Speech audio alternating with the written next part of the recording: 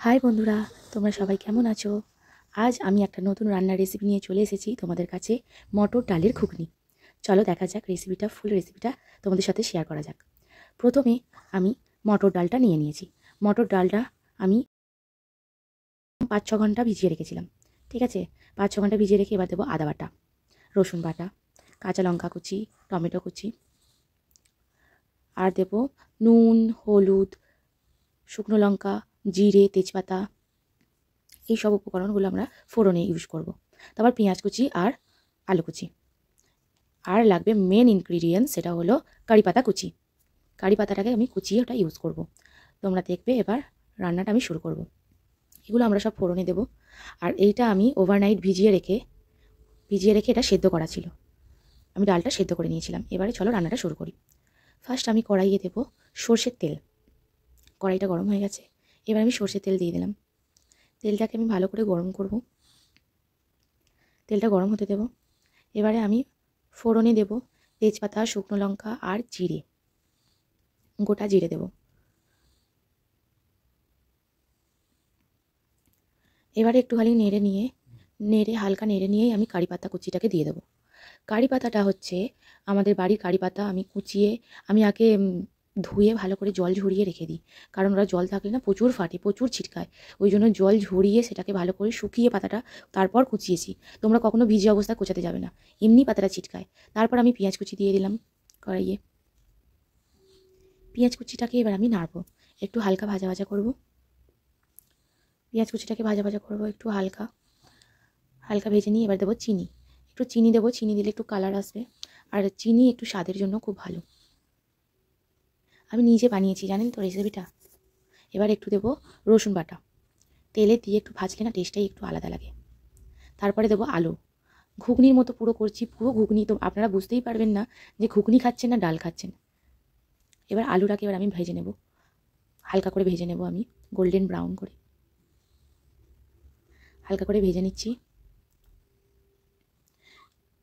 এবারে আমি দেব নুন আর হলুদটা দিয়ে দেবো। লবণ আর হলুদটা এবার আমি দিয়ে দিলাম, দিয়ে আর একটু ভেজে নেব। এবার একটু ভেজে নেব আমি লবণ আর হলুদটাকে। লবণ আর হলুদটা ভাজা ভাজা হয়ে গেছে। এবার আমি দেবো টমেটো কুচি। টমেটো কুচিটা দেবো, দিয়ে একটু নাড়বো। টমেটোটাকে পুরো নরম করতে হবে, তবেই তরকারির টেস্টটা হবে। টমেটোটাকে এবার ভাজতে থাকবো আমি। টমেটো দেওয়ার সময় না আপনারা নুনটা দেওয়ার চেষ্টা করবেন, কারণ লবণ দিলে তবেই টমেটোটা গলে তাড়াতাড়ি, আর টমেটো গললে তবেই তরকারির স্বাদটা বেশি হয়। টমেটোটা দেখো এবার ঘাটা ঘাটা হয়ে এসেছে। এবার আমি দেবো কাঁচা লঙ্কা কুচি, চেরা কাঁচা লঙ্কা। এবার আদা বাটা দিয়ে দিলাম। আদা বাটা, এবার রসুন বাটা দিলাম। দিয়ে এবার বাটি ধোয়া এবার জল দিয়ে দেবো। দিয়ে ভালো করে কষতে থাকবো 3 থেকে 4 মিনিট। বাটিটা ধুয়ে এবার আমি জল দেবো। এবার আমি এটাকে কষতে থাকবো 3 থেকে 4 মিনিট, যতক্ষণ না তেল ছাড়ে ততক্ষণ আমি কষতে থাকবো।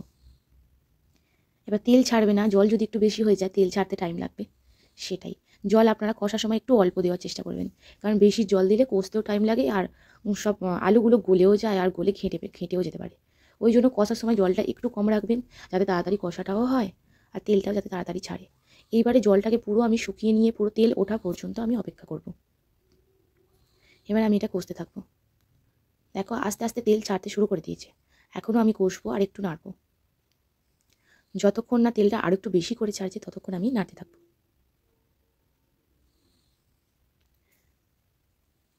এবার আমি নাড়তে থাকছি। আমি এই রান্নায় কিন্তু কোনো রকম গুঁড়ো লঙ্কা ইউজ করিনি, পুরোটাই কাঁচা লঙ্কা দিয়ে করলাম। এবারে নাড়তে থাকবো, আর একটুখানি নাড়বো। নেড়ে এবার আমি জলটা দিয়ে দেবো। আলুটা একটু সেদ্ধ সেদ্ধ হয়ে এসেছে, কারণ আমাদের তো ডালটা অলরেডি সেদ্ধ করাই ছিল।